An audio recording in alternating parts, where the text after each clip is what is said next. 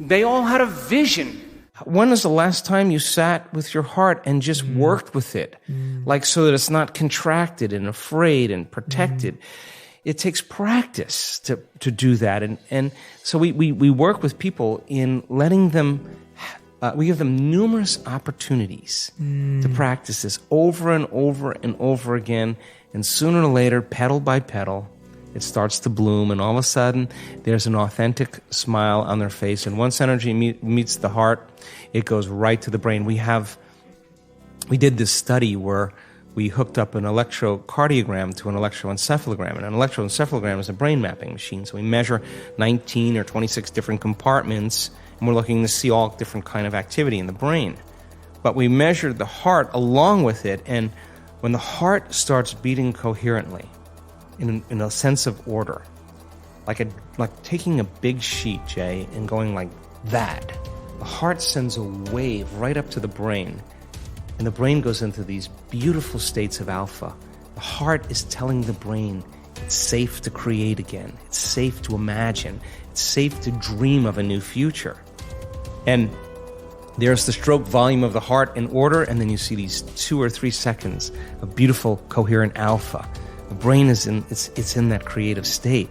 Then there's a pause, and it happens again, and it's beauty. It's a symphony. If you don't have that mechanism, you can have all the intention in the world, but there's no carrier wave. I mean, and people, when they make energy reach their heart, there's an external field that's created. It's magnetic. It's measurable, and that energy is frequency, and if that frequency is coherent, it can carry the intent or thought on a coherent brain of that future. The energy of suffering cannot carry the thought of health or wealth. It's not consistent with it. It carries a different set of thoughts.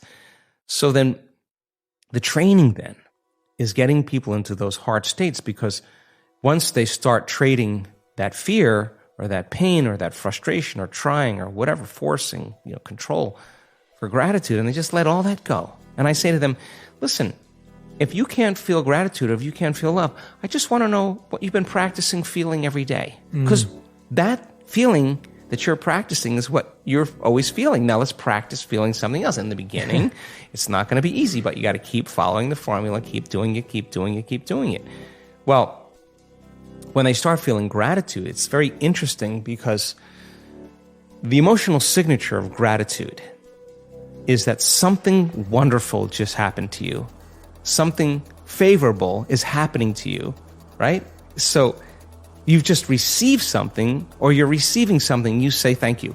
So gratitude is the ultimate state of receiving emotionally.